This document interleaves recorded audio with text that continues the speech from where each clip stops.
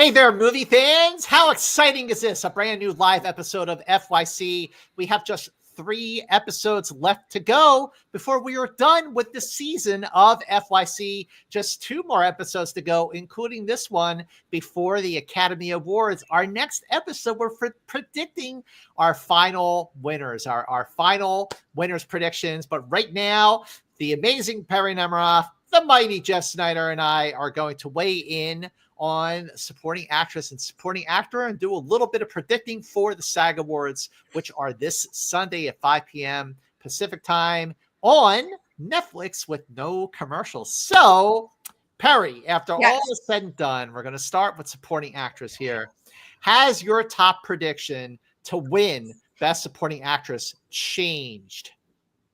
I keep going back and forth and back and forth. I don't even really know what I'm going to say at this specific moment. So I'm just going to. Yeah. Okay. I'm going to say Zoe Saldaña. Mm-hmm. I do really think there is going to be a surprise winner in this category. I feel it in my bones, but I'll still err on the side of caution right now. And I feel like I would be more inclined to pick a curveball on this episode of FYC if any one of the other 4 had emerged as a little bit of a threat to her run. But I haven't really seen that just yet. So I'm going to stick with Zoe for this very moment. Okay, Jeff. Now, all things being equal, before maybe the events of the last few weeks or so, I felt like Zoe Saldaña was really the front runner here. But now I'm not so sure. And the more I thought about the Oscar nominees in this category, I'm not sure. I said it was a lock last time we were doing an episode, but now I'm not so sure. Indy, stop. Sorry, my dog's barking. So Indy's Jeff, allowed to do whatever Indy wants. Okay, thank you, Perri. I appreciate that. So Jeff, what are the odds that Zoe Saldaña does not win, and why should she not win? What are the odds that she won't win? 35%. 35. Okay. I'll give her a 65% chance of winning. All right. Okay. I that's a pretty good odds. She's definitely the favorite. I don't, but am I going to pick her? No. Okay. This episode, I'm not going to predict her. Okay. I still have her as my number 1, but Perri, like you, I feel like there could be a real upset here. And I think we might actually even see an upset this Sunday at the SAG Awards, which would totally change the game, not for the influence of the SAG winner on the Oscars because the Oscar polling is closed, but for just sort of where things might be going. But for right now, I still have Zoe Saldaña as my number 1. I still do think she has a very, very strong chance of winning. Maybe not 65%. I would say maybe 75%. But Jeff, if she's not your pick, who is? This is going to sound nuts. Nothing sounds nuts with you, Jeff. Just reading the tea leaves and just where I feel things are going, I'm going to say Felicity Jones. Hey now. I'm going to say Felicity Jones comes out of nowhere to get this. I know there's a lot of talk. Oh, people aren't even watching the second half of the Brutals. They're not even getting around to her performance. I mean, I would have said Monica Barbaro if she wasn't so new, because I do think that people are looking to reward a complete unknown, and this is the chance to do that. But she's so new that I don't see her winning. And Felicity, same thing with Ariana Grande. I don't really think that she can win. Wow. And so if I'm eliminating her and I'm eliminating Barbaro, then it's between the other 3. And I think Perri's right. I think that things are about to get crazy. There is going to be an upset, and I just see Felicity Jones coming out of nowhere because she's great. To give you some credit, Jeff, I don't think there's a single thing you could have predicted in this category for number 1 that would have felt so wildly out of left field and crazy. I think that case totally makes sense. Okay, so Perri, let's say Jeff is predicting that Felicity Jones does win. I mean, how do you feel at that prediction? Are you would you be down with it? Or do you think that maybe, there just hasn't been enough talk about her and that, she's really not a contender for an upset here? What do you think? I would definitely be down with it. I like all 5 of these performances quite a bit, and I'm not going to be mad if anybody wins. I'll reveal my 2 in the process because that kind of explains why I feel the way I do about Felicity Jones's chances. She's my number 3 right now, and I have Ariana Grande at number 2. Okay. I do understand the argument against newer folks in this space and being reluctant to give them the honor, in which case this would be tipping in Felicity Jones's direction. But I don't know. Wicked just feels like it has a much bigger footprint, and Ariana has been far more heavily seen in the spotlight, where I would think she would be at the top of more minds. So I'm just thinking she has the better chance. And on top of that, I keep thinking about Felicity Jones not getting the SAG nomination, which also makes me want to bump her down the list. I still think Ariana Grande is the next most likely winner of the bunch here. You know what, Perri, if you would have asked me last week, I would have agreed with you about Ariana Grande being my number 2, but she's actually moved down to number 3. The reason being, because the more I thought about it, you know, the number 2 that I have kind of bumped up here, at least for this week's conversation, is a legend. She's Hollywood royalty. And I have bumped up Isabella Rossellini to my number 2 slot for Conclave. She's never been nominated. And I just feel like there's a career. I know people always jump down my throat when I say this, but career wins happen every so often. You know, look at that. Let me ask this. Yeah. Has she had this great career that she's like, you know, been snubbed in the past? See, that's a good point, Jeff. I don't think she has. I mean, she's been great in everything she's done. Of course, you know, I mean, Blue Velvet is the role that I really think of her. You know, David Lynch's Blue Velvet, but it's not like she was, you know, robbed of even a nomination for a movie that she should have won for. You know what I mean? But, you know, she's Isabella Rossellini, and I think that, you know, even with a sort of understated performance, she still got nominated, and her name in the bunch here, I just think she actually does have a really strong chance, a stronger one maybe than Ariana Grande. I don't think it's a crazy idea, because I think, like Barbara with A Complete Unknown, people are going to be looking to reward Conclave. Now, I think that'll happen in the screenplay category, but you make a decent argument for Rossellini. With Saldaña, I just feel like so much of the narrative is about how gracefully she handled the controversy around Carla, and also she did her time in all like of Hollywood's blockbusters, and now she, you know, so she like challenged herself. So this would be a great reward. But I don't hear people talking about the performance in the movie again, just like Demi Moore. I don't hear people talking about the actual performance. It's everything else. Yep. No, I agree. I agree with you. And look, Ariana Grande was just fantastic from the the first time I saw Wicked, like for the first like half hour, 40 minutes, something. Wow, Ariana Grande is excellent in this film, but she really held it for the 2.5 hours of that movie. So I keep flipping, my number 2 between Isabella Rossellini and Ariana Grande, but Isabella Rossellini is my number 2 right now. But I look, Ariana Grande could pull an upset here, and I think that she has a strong chance of winning the SAG Award on Sunday. We'll get to that. Go ahead.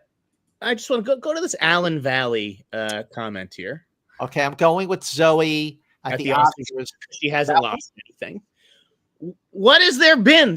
Hasn't been anything with any crossover. Their SAG is coming up. That's the only thing I think that you could say, oh, well, this happened here, and so I don't know about the Oscars. Everything else, what are we talking about? That she's won everything or hasn't lost anything? Well, she hasn't. What are these things? Golden Globes? That's not a different voter base. Critics Awards, different people. This is BAFTA. BAFTA is legit now that there's so much crossover between BAFTA and the Oscars. BAFTA, again, that's fair. And I just overlooked BAFTA. So do you think BAFTA is more important than a SAG win? No, I think SAG win is more important than BAFTA win. Because I think it's over the last 30 years, the previous 30 years, the overlap between the SAG Awards for individual acting categories and the 4 acting categories at the Oscars have overlapped 75% of the time, which isn't like it's huge, like, oh my God, average. But I still think, like last year, for example, the the last couple of years, actually, the supporting actress winner at the SAG Awards went on to win at the Oscars. But regardless, I feel like people are itching to reward Wicked. And it started, I know it's Critics' Choice with John M. Chu's surprise win for Best Director at the Critics' Choice Awards.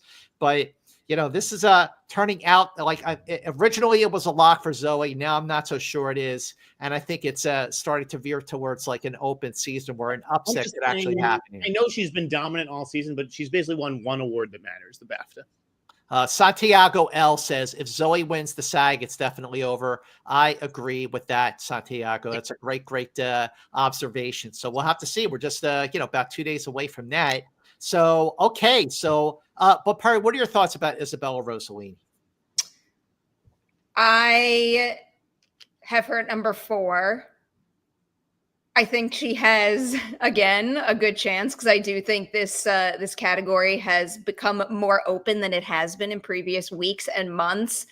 I have her at 4, though, because, and I'll just stress that I don't share this feeling that some folks out there might think, oh, her role in Conclave is too small. Right. Which honestly, I do think that is an absurd argument against her. I, for one, think it is an incredible acting feat to command the screen when your time comes, and also to have that ripple effect where your presence and your weight is felt throughout the movie, even when you're not speaking or you're not even in the scene. And I think she very much accomplishes that. But I don't know. My 1, 2, and 3 feel like more in-your-face powerhouse performances than that one. So I'm giving them the edge right now. Well, I have Monica Barbaro at number 5, not because I think it's not a good performance, but I just think that is a really, really strong contender here. Monica Barbaro was terrific as Joan Baez in A Complete Unknown. I'm rooting for her if she wins. I'd be thrilled for her because I just think she's awesome. But Jeff, does it happen, or does it a chance it happens? I think she's too new. Yeah. Perri, I know you love her too. You interviewed her on Merry Hour or Ladies Night, one of those. But what do you think? Is there a chance that Monica Barbaro takes it? She's my number 5 as well. I'll go back to the comment you just referenced before. I might change my tune on that if she winds up being a surprise winner at SAG, but I already think she's performing a lot stronger this award season than I had anticipated at the very start. So I'm quite happy to see how well she's doing now. I just don't think it's going to translate to a win. And she did get nominated for a SAG award. So that's very, very cool. All right, let's move on before we move on to supporting actor, let's take some super chats. Okay. Going to the super chat section. First is Dave. If you were an Academy voter, who of the 5 would you vote for in the supporting categories? My vote would go to Felicity Jones and Jeremy Strong. Oh, who would we vote for if we were voting versus just trying to predict the winners? Same, right, Dave. great question, Dave Networld. Jeff, who do you pick your choice on your ballot to check off? I have the same as Dave. Dave, all right. Okay. Perri, how about you? I would go Ariana and Yura. I would go Zoe, and I would go Kieran Culkin. That. Yeah, really. That's a great question. That's why the show works, people. Yeah. Next up is Sebastian. If Conclave wins SAG, will you predict it for Best Picture? Conclave wins SAG? No. I don't know. What do you think, Jeff? No, Brutalist isn't up for SAG. It would have to beat it directly. And again, I'm not like, oh, Brutalist doesn't have a chance because it's not up for SAG. There's no correlation there. So no, I would not change my pick if Conclave won SAG. What about you, Perri? I'd certainly start thinking about it, but again, Edward Berger not getting a director nomination just concerns me a little more than maybe I was before. But I also would still rank Anora and Conclave above The Brutalist for Best Picture, regardless. You know what I'm thinking here. So, Sebastian, that's a great question as well.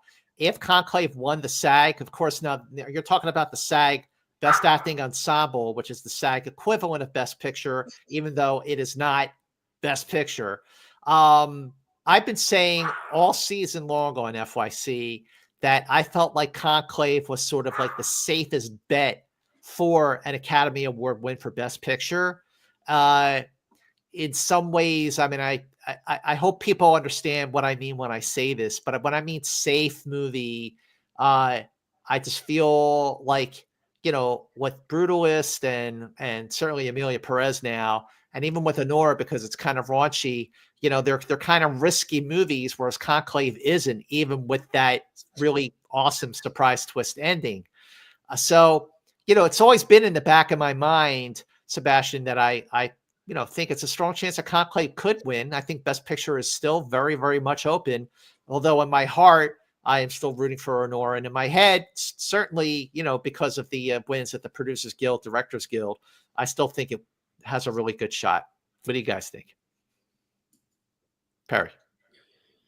Sorry, I was moderating comments. All right, keep moderating. I don't think that there's enough passion behind Conclave. I think everybody kind of likes it, and you're right that could help it on a preferential ballot, but I just don't hear anyone who truly loves it. Like, oh, that was my favorite movie of the year, Conclave.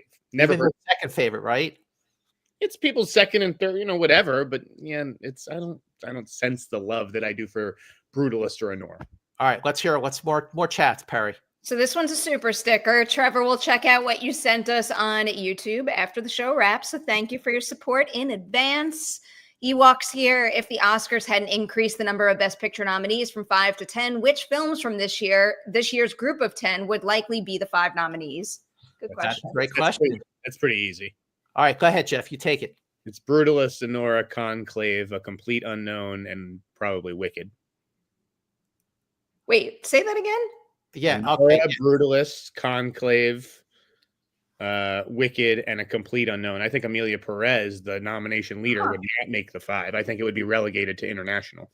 That is a great. By the way, that was very impressive the way you just whipped those out off the top of your head like that. That's awesome. Very nice, Perri. What do you think? Those have been your 5 that you would have predicted to make the cut instead of 10. I might have to agree with that. I think that justification for why Emilia Pérez wouldn't make the cut during that voting period is probably pretty sound. Just to spice it up a little, I'll just throw out the suggestion that maybe The Substance could have gotten in over A Complete Unknown, because it feels like A Complete Unknown is having a late season surge, whereas the Substance was kind of sizzling during the voting period. So I don't know. I'll just throw that in as a potential curveball. I actually think Jeff's picks are right on point. Because A Complete Unknown is being released by Searchlight Pictures, and they really know what they're doing. I mean, it is they've had an incredible run at Best Picture wins, from Slumdog Millionaire to 12 Years a Slave and The Birdman and Shape of Water and even Nomadland, which was the year that the Oscars were like a big asterisk. But that's a great question, Ewok and Jeff. Great. That is why you are the Insnider.com. All right, keep going. All right, we are moving on to Dave. Quick predictions for SAG. I'm going with Wicked, Demi Moore, Adrian Brody, Zoe Saldana, and Kieran Culkin. I agree with all of your picks, Dave Networld, except one of them. I'm actually predicting for SAG. Oh, well, we'll get to that in a second. Stick around. Okay. All right. Should we get back to it? Sure. I think SAG's going to be the runner-up awards. What's that? SAG's going to be the runner-up awards. I think Timmy could win at SAG. Okay. Hold that thought. Hold that thought, Jeff. Hold that thought. I agree with you, but hold that thought. All right. Moving on to supporting actor. Jeff, who is your number one with the bullet here? First, wait, supporting actor? Yeah. Okay. Oof, that's tough. Come back to me. Shit. Perri, what about you? You take it. I really want to turn this upside down right now, but again, I'll just say, listen to my little Zoe speech. I'm going to play it safe at this point in time, but last minute, my pick might change. I'll go with Kieran for now. Okay. Yeah. So I have Kieran as well. I just feel like he's more of a lock than Zoe Saldana. But anything could happen here, but no, I still have Kieran at my number one. Jeff, you still think Kieran is the number one here? Lock, bet the house on it, or what? No, I just refuse to. I just refuse to believe it. Geez, there's not a lot of. I don't know what the hell's gonna happen. I'm gonna say Jeremy Strong for the upset. Oh boy, that's a swing. You and your big swings, Jeff. You always fun and look, I thought Jeremy Strong was fantastic in The Apprentice.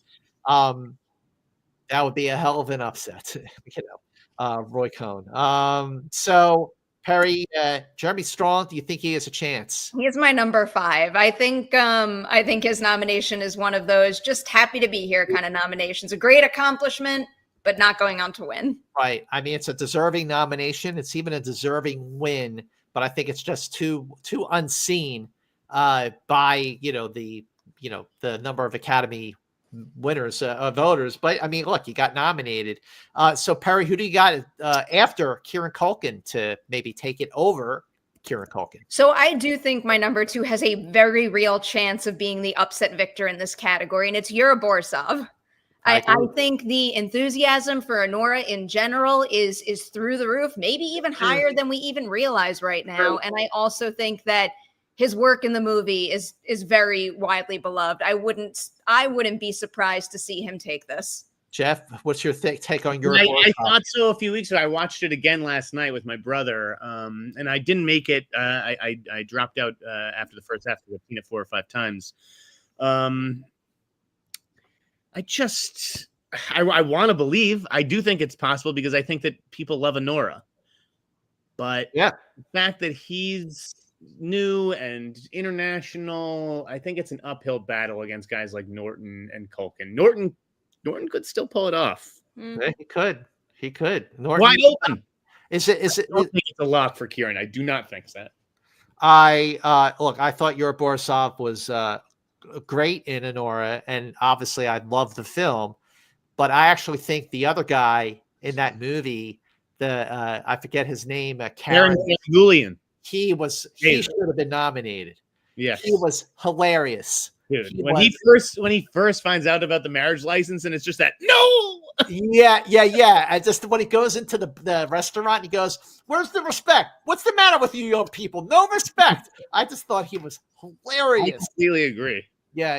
He should have been nominated over Yura Borisov. So, but I have Yura Borisov as number 2 as well. All right, Jeff, what's next for a possible upset over Jeremy Strong? Besides Jeremy Strong, I mean, I think Norton. And for some reason, I know, like, I'm a brutalist boy. I'm saying Brody and Brady and Felicity. I didn't love Guy Pearce. I thought he just was a little too big and a little too mustache twirly. So that's why I'm going with Norton, because Norton does something in this movie completely different than he's really done before. I mean, he's sweet, he's soft, he's gentle for the most part. And again, he's the. I mean, God, if anyone has paid their dues and put in like an amazing performances, this guy, I could name like 24 off the top of my head. Go ahead. No, I won't put it. Well, I think Edward Norton was phenomenal in A Complete Unknown as Pete Seeger. I remember when I was watching it the first time, I was like, oh, he should get nominated for this. And he was, obviously. Perry, Edward Norton win, or just like, no, he's awesome, but just a great nominee, and that's it. I think he has a chance of winning. I have created this narrative in my head where, because they're all so well known, like if Kieran seems like the front runner, Yura's like the new wild card, I could kind of like lump all 3 together in a way that maybe they might split the votes too much for any of them to come out on top. But at the very least, my order for my remaining 3 is Edward Norton at number 3 over Guy Pearce. And personally, I think that, to use Jeff's phrasing, I think the mustache twirling aspect of that performance was exactly what it was meant to be and what it needed to be, because that whole character is literally about like putting on a facade and hiding his truth and all. I thought he did that very, very well. I agree.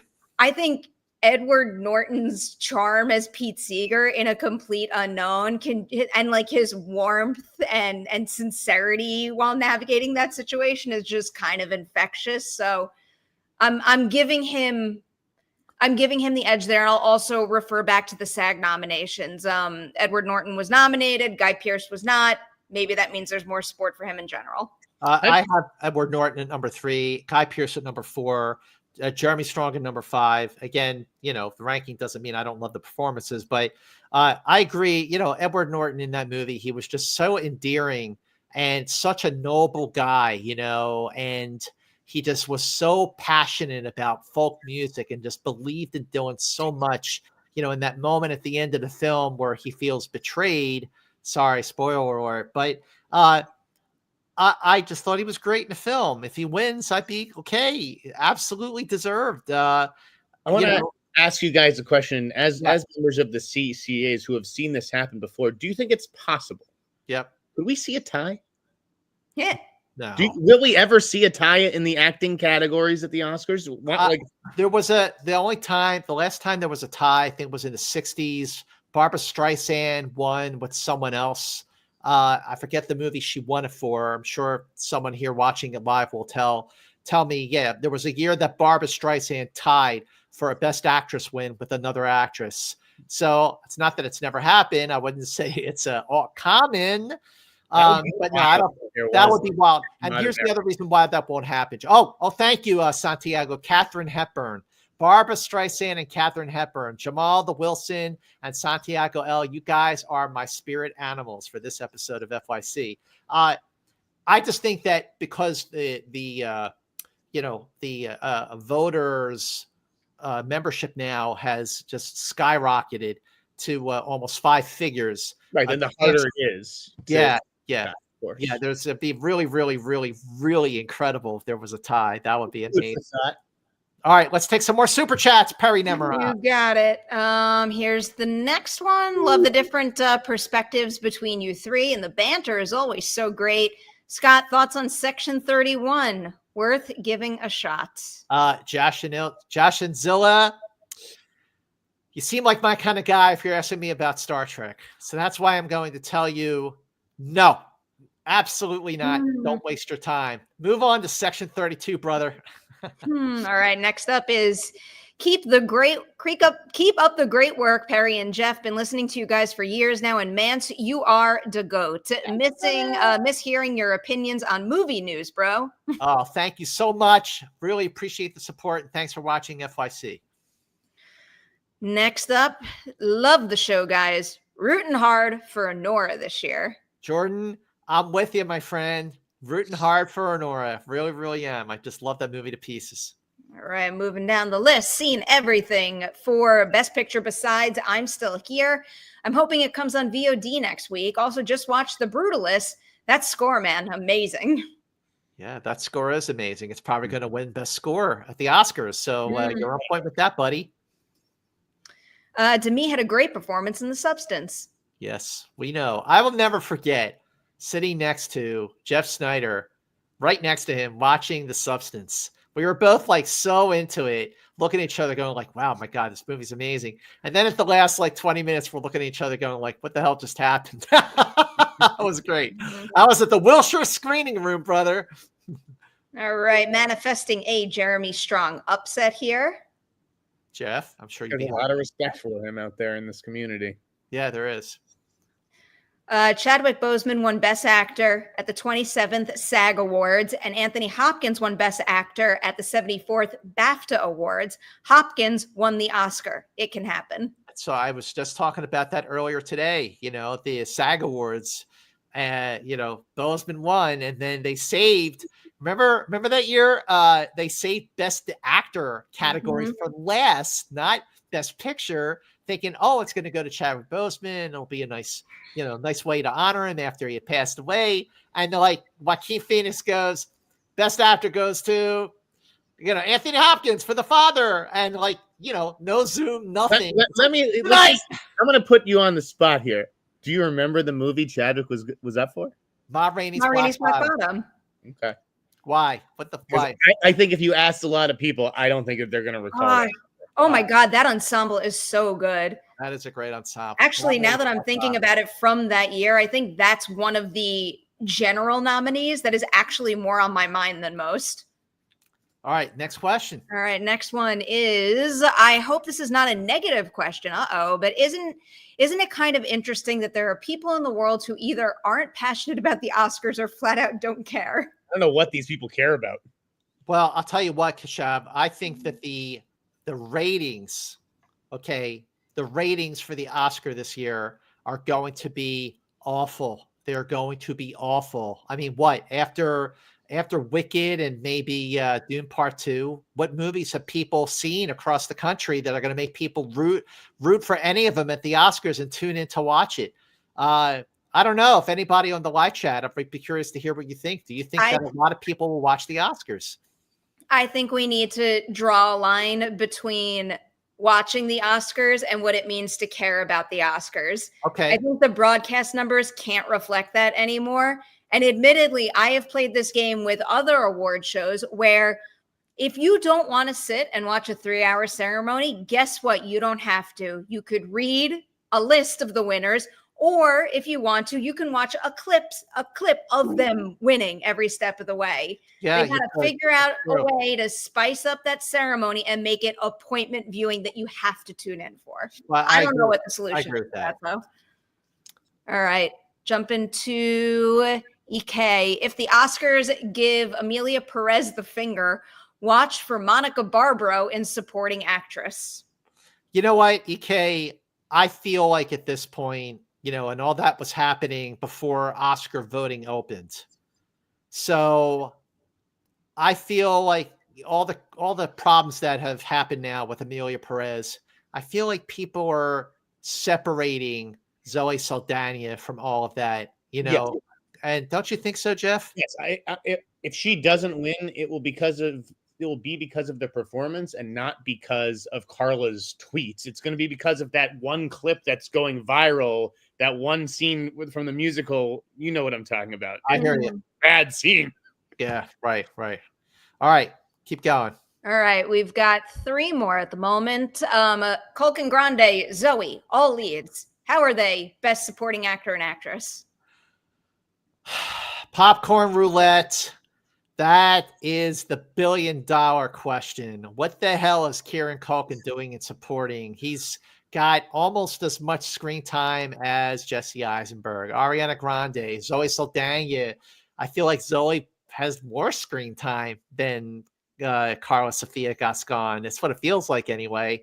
But they just put them in categories where they feel they have better chances of winning. That's really what it comes down to. I understand why it's close in these particular examples, but I do think that the people that are nominated in actor or not nominated in Jesse Eisenberg's case, I think they are sorted correctly.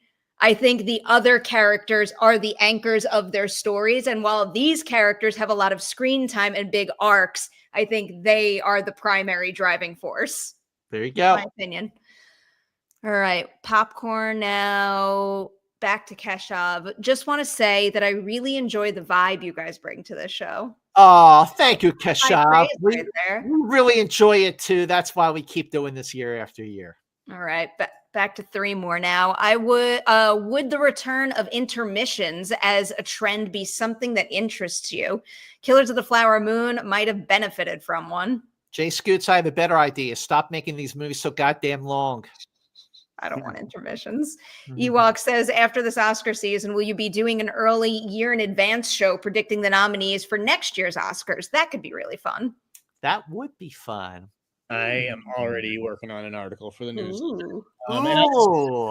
I am definitely hearing good things about Julia Roberts in Luca Guadagnino's movie After the Hunt. And also Colin Farrell for My Big, Bold, Beautiful Journey from Kokonaga.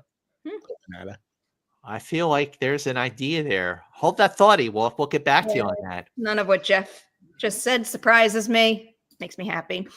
Finally, Jonathan Bailey getting nominated at SAG and not Selena Gomez shows a lot of support for Wicked. I think Ariana can win the SAG and maybe the Oscar. The fact that Jonathan Bailey got nominated at the SAG Awards is the reason why Wicked is the most nominated movie at the SAG Awards with 5 nominations, 1 in each of the acting categories. If Ariana Grande was nominated in the same category as Selena Gomez was nominated in the same category as Ariana, it would have been in 4 categories instead of 5.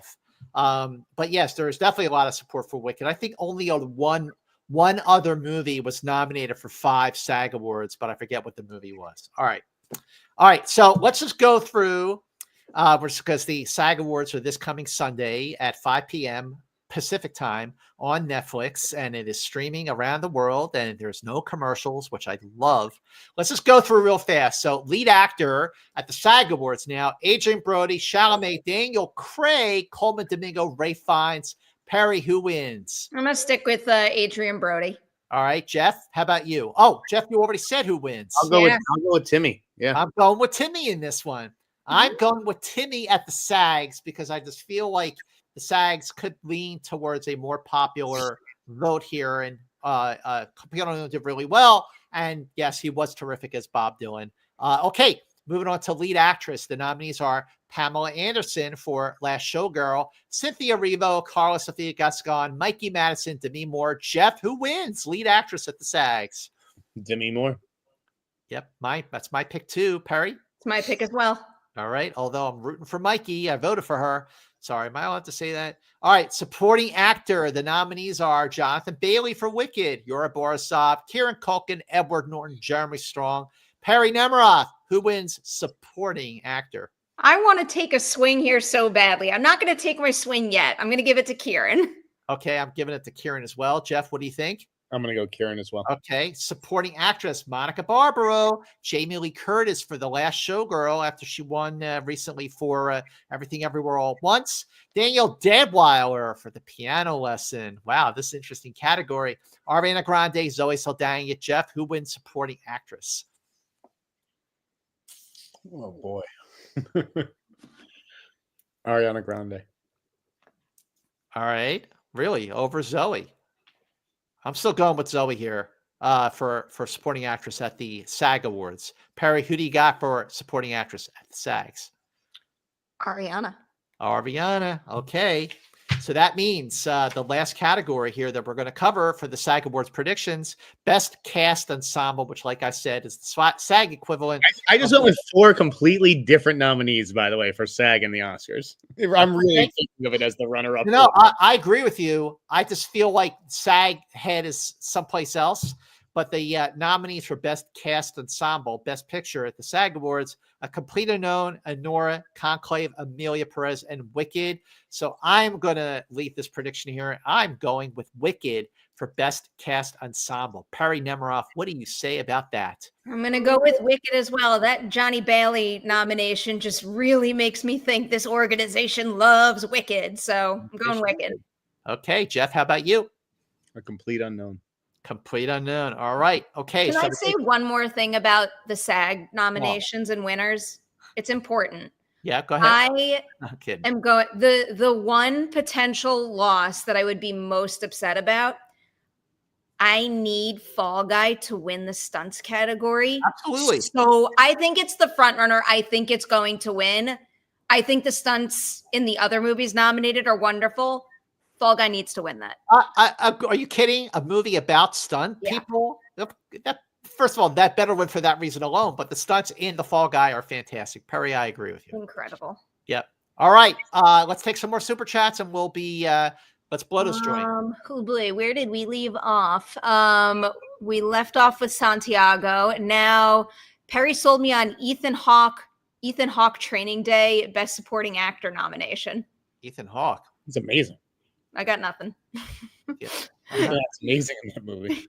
Jason said South Korea's Film Awards, the Grand Bell Awards, has the same number of categories as the Oscar, and the ceremony runs an hour less than the Oscars. Because people in South Korea are efficient. Yes, right. There's no running long. All right. Hey. Go, All right, next one. Wild Robot Flow, Memoir of a Snail, Wallace and Gromit all have higher Rotten Tomato scores than every single Best Picture nominee. Oscars should respect animation more. What a great observation. And I've been saying this for a few weeks now, that the nominees for Best Animated Feature this is the strongest list of nominees for Best Animated Feature I think I've ever seen since the award was created back in 2002. All 5 movies here. You talk Wild Robot Flow, Memoir of a Snail, Wallace and Gromit, and of course, Oh, I just love Flo so much. Inside Out 2 is the other one. I love Flo. I love that. Inside Out 2. All right. Inside Out 2 and Wild Robot were in my top 10 of the year. All right. Now we have, after a BAFTA win, do you think Real Pain has a shot at screenplay? Yeah. Yeah, for sure. Absolutely. Sure. Didn't he also win the Writers Guild? No, that went to Honora. But so much wasn't eligible. The Writers Guild Awards. Yeah. Oh, that's right. That's right. Out on their face. They mean nothing. Right. Got it. Okay. All right, Perri. And that is it. We've done them all. We have done them all. Okay. So, ladies and gentlemen, everyone watching, we have just 2 more episodes to go of FYC. And one of those episodes will be our final predictions, which we are going to do next week. We have 1 more episode of predictions to go until the Academy Awards. I can't believe we are already here. So make sure, like always, we always ask that you spread the love and spread the word about FYC on your social media platforms. Don't think, oh, someone else is going to do it. You be the one to do it. Put FYC on Facebook, on Instagram, on TikTok. If you're still using X, knock yourself out. Spread the word about FYC. And while you're here watching this live or recorded, make sure you scroll down a little and hit subscribe to Perri Nemiroff's YouTube channel. Make sure you subscribe to theinsnyder.com, because I don't retweet a lot of people's posts, but I retweet Jess because I think what he's doing with theinsnyder.com is excellent. And make sure you catch his other show with the awesome, the incredible, I'm going to say, okay, we have the amazing Perri Nemiroff, the mighty Jeff Snyder, the incredible Johnny Roca, because he is built like the Hulk, the hot mic on John Roca's YouTube channel. And look, 2 more episodes left. That last episode is going to happen after the Oscars. So just 1 more episode to go of FYC. Our final Oscar predictions are next week. All 23. Right? All 23 we're doing. That's right. Good luck with that. So until next time, folks, you know the drill. FY. See you later.